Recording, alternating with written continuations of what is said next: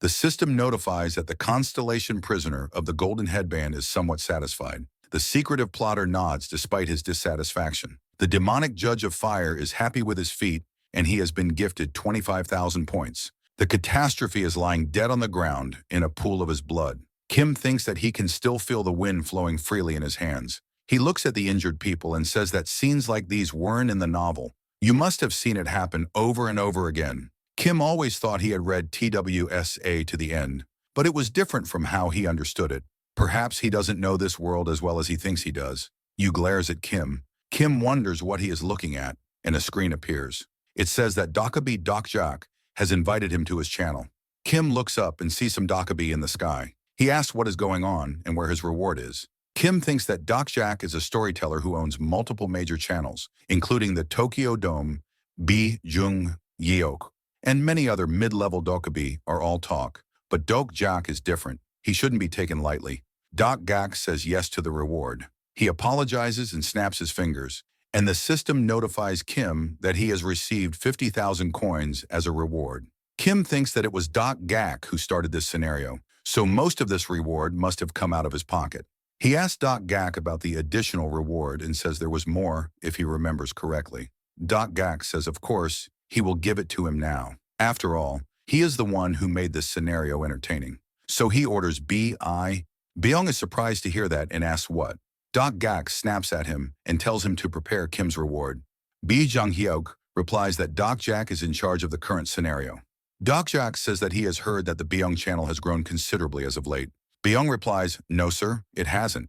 Dokjak says that both Japan and Korea will be competing in the 6th scenario together. He asks if Bi Jung Hyuk forgot. Bi Jung Hyuk apologizes and says that he will get it ready right away. Kim thinks that power dynamics exist even between Dokkaebi.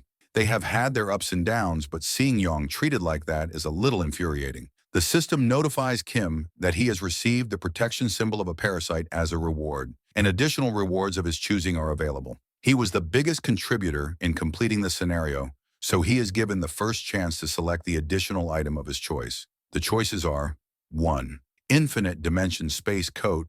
2. Black Flame Finger Gloves. 3. Sed's Jump Boots. Kim thinks that they are going to give him something useful for defeating the catastrophe, and they are all SSS grade items. Bi Jung Hyuk tells Kim to choose his reward, but Kim thinks that he looks down after hearing an earful from Dokjak. Bi Jung Hyuk tells Kim that he personally recommends the Infinite Dimension Space Coat. It has a hidden skill, and he can upgrade it easily.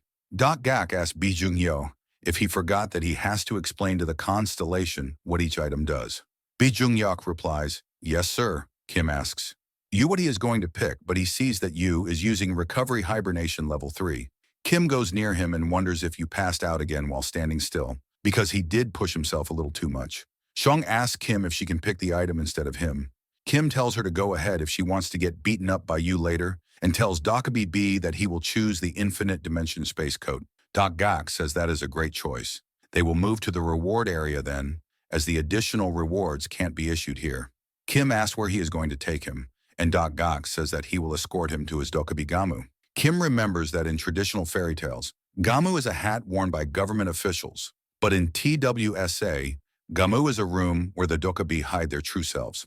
Dokja tells the Dokkaebi that he doesn't want to go, just give it to him here.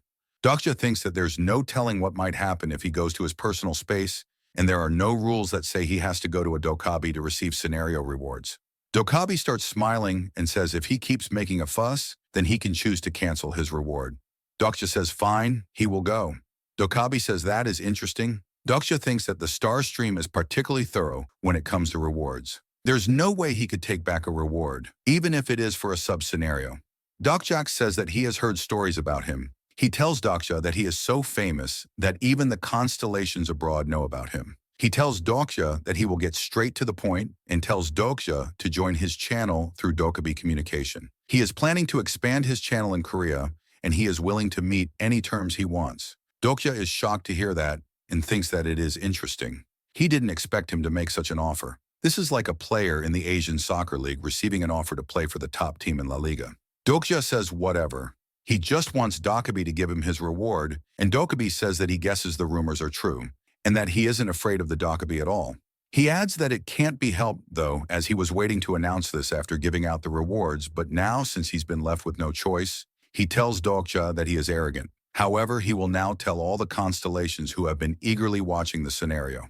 He's afraid he has some bad news. One of the channels operating in the Seoul Dokjam has been illegally manipulating the scenarios. The system notifies that many constellations are paying attention to Dokubi's announcement. Dokubi says that the channel is run by Dokubi, and Junghyuk is shocked to hear that.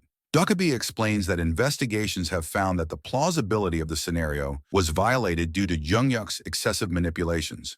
Therefore, on behalf of the other low-leveled Ubi of the Seoul Dome, he requests that the Starstream management conduct a review of plausibility against Junghyuk's channel. As Dokubi starts smirking, Fong asks why he is bringing up plausibility all of a sudden. Dokja replies that Dokubi is just nitpicking and thinks that he is resorting to this because he refused the offer. Baeong glances at Dokja, freaking out, and asks him what he is supposed to do now. Dokja asks if they found out about the contract they had, and Baeong replies with, "No way."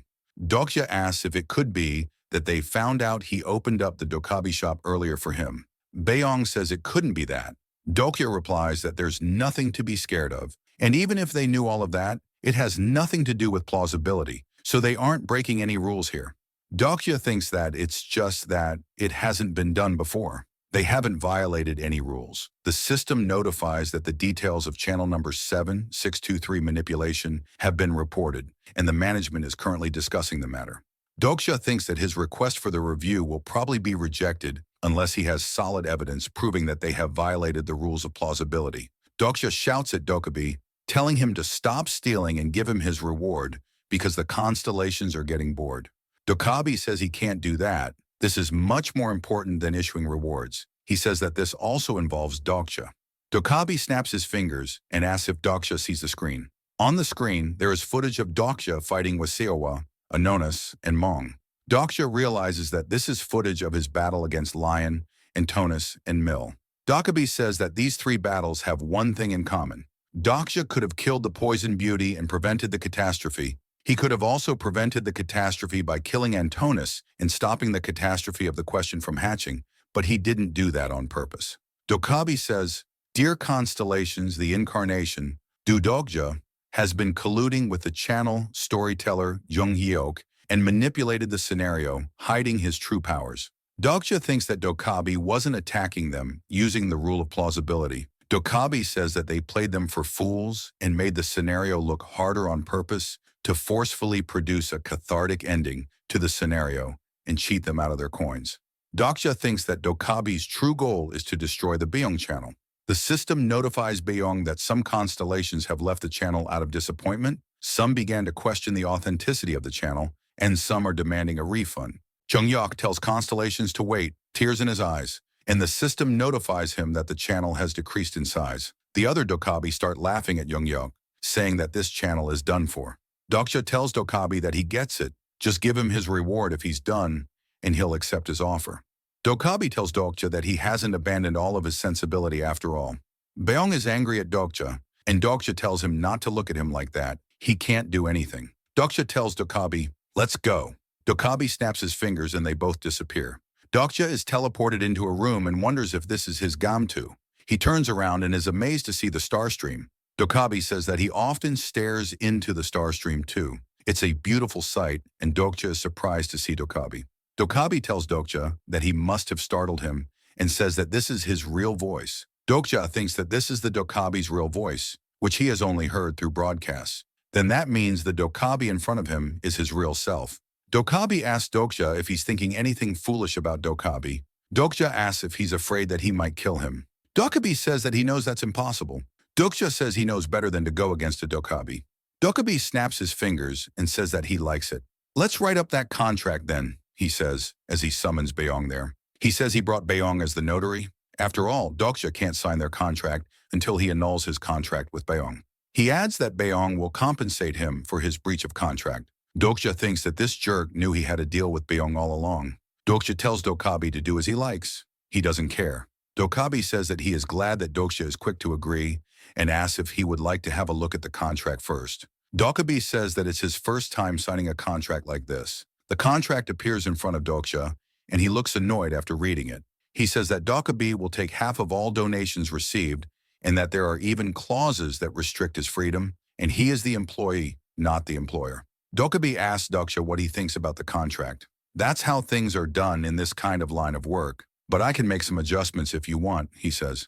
Doksha thinks that he is lying. Even though Young-Yok didn't offer a contract as unfair as this, Doksha says that it is not a bad contract, but he would like to make a request before signing it. Dokabi asks what that request is. Doksha tells him that he doesn't want to be the only one moving to a different channel. Beong's channel has some powerful constellations. Dokabi looks at Young-Yok and asks who. Doksha replies, the prisoner of the golden headband, Assel, Black Flame Dragon, demonic judge of fire. Dokabi tells Jung-Yok that he's impressed because he didn't know that he had such powerful constellations. Jung-Yok is angry at Doksha and asks how he could do this to him. Doksha is smiling and replies to Jung-Yok that he should trust him, once things can't get any worse right now anyway. Doksha starts speaking again and says that he was hoping he could help these constellations move channels with him. He tells Dokabi to link him up to his channel. Dokabi says that he would be linked to 2 channels simultaneously. Doksha says that it doesn't matter. That way the constellations will be able to move to his channel through him. Dokabi says that he is right. Doksha tells him that he's a little curious and wants a sneak peek at the constellations in his soon-to-be channel. Doksha says that he's only ever been in this small channel, and now he wants to see what it's like in the big leagues. He asks Dokabi if he can give him a sneak peek. Dokabi tells Beong that he found himself an amazing incarnation. Too bad he will be with him now. Beong starts crying. Dokabi says, fine, I'll give Doksha a little preview of how the big boys play, and snaps his fingers. Numerous screens appear around Doksha. Doksha is surprised to see that he even has constellations from other continents and even other worlds. He wonders about all the coins he could get if he was on a channel as big as this one. Dokabi asks what he thinks about his new home. Doksha says that he is impressed. It's huge. Dokabi says that they should sign the contract now. Doksha tells him, before Dokabi, that he wants to say hello to everyone. Dokabi allows him to do that. Doksha closes his eyes and asks the constellations of Tokyo Dome if they can hear him. The system notifies him that some constellations of Tokyo Dome are looking his way. Doksha says that he is sure some of them may have already heard of him. I am Doksha, the one who destroyed the ruler's throne and became the king of the world without a king, he says. I don't have a supporting constellation, and that's about it. I look forward to our time together. Dokabi thinks that he is high maintenance. The system notifies that the constellations of Tokyo Dome are listening to what he has to say. Doksha tells everyone that he would like to host an event to commemorate his joining the channel, and Doksha tells everyone to call it a collaboration between Korea and Japan. If they want to know more, they should come to channel number 7623, where there will be a coin draw for those who come early. The connection is lost. Dokabi asks Doksha what he thinks he is. Doksha tells him that he is hosting an event. Dokabi is furious and asks Doksha if he has a death wish, and if he thinks that the constellations in his channel would fall for something like that. A screen appears in front of Dokabi. Doksha says that he thinks they are interested because he cut him off just when it was getting good. Dokabi starts shouting at the constellations to wait. The system notifies that a considerable number of constellations have joined the Bay channel, and the channel has leveled up. Doksha thanks everyone for coming. The constellation prisoner of the golden headband is annoyed at the sudden influx of constellations. Naval warfare. God is wary of the new constellations. A constellation that wields the Muramasa is begging him to announce the winner of the coin draw, and a few constellations are asking when the coin draw will start. Doksha tells them to calm down. It's going to be soon. But think about it for a second. If the coins are even important when one doesn't have an incarnation to spend them on. Doksha puts his hands in the air and says that some of them may have missed it, so let him tell them again. He is Doksha, and he doesn't have a supporting constellation yet. He had won the War of Kings and stopped 2 catastrophes before the scenario even began. They probably won't find any other incarnation like him in the entire world, and definitely not one who doesn't have a supporting constellation yet. But things have been getting a little hard lately. And the 5th scenario is about to start for Soldom. Seeing as how they are all very smart, he trusts that they all know what that means. That's right, the moment they have all been waiting for. The 2nd support selection event will be held soon. And to commemorate the occasion, he wants to hold a special event of his own. Doksha tells everyone that if this channel gets more than 10,000 subscribers before the day of the support selection, then he is going to choose one of the constellations for this channel. Dokkaebi is sweating as he yells at Dokja to wait. The constellations are watching Dokja on the screen. The prisoner of the golden headband gulps loudly, and the secretive plotter is watching him with great interest. Dokja tells everyone that he will be waiting for them here and that they shouldn't forget that there are 10,000 subscribers. Dokkaebi grabs his head and lets out a loud scream. He tells Dokja that he is going to have to die now. Dokja tells him that so many constellations are watching them right now. He asks if Dokkaebi isn't afraid of what might happen if he does that. Dokkaebi tells Dokja that he is the master of the Tokyo Dome. He asks if Dokja thinks that he would be afraid of breaking the rule of plausibility to let an insect like him get away. Dokkaebi attacks Dokja with lightning, but he is unharmed. Dokja thinks that he can take this, and Dokkaebi wonders what is happening right now. A voice calls him from behind and asks if he had fun. Dokkaebi turns around and sees that Junghyuk is staring at him, and he is quite large in size. Dokkaebi asks how he broke free from the letters of imprisonment. Junghyuk says that he just broke free after some wriggling around. Dokkaebi asks Baeong what he thinks he is. Dokkaebi. He calls him a low-level Dokkaebi. Junghyuk tells Dokkaebi that he may have a lot of subscribers, but he is a low-level Dokkaebi too. Dokkaebi says that he chose not to move up the rank and asks if he dares to pick a fight against the master of a major dome. Baeong says that he saw that Dokkaebi had many great constellations, but they are all in his channel now. He tells Dokkaebi that he was running his mouth about him earlier, and he manipulated some scenarios, which is rich coming from an incarnation thief. He asks Gak why no one taught him any manners. Gak is scared and tells Baeong that he won't get away with it if he attacks him. Baeong, furious, punches him in the face and says that he doesn't care. Gak crashes through the room and disappears into the starstream. Dokja is scared to see that and looks at Baeong. Thanks for watching. Everyone, I hope you enjoyed it, and if you did, don't forget to like and subscribe to stay updated. And hey, drop a comment if you have thoughts or new ideas or just want to say hi. I'd love to hear from you. Until next time, take care and stay awesome.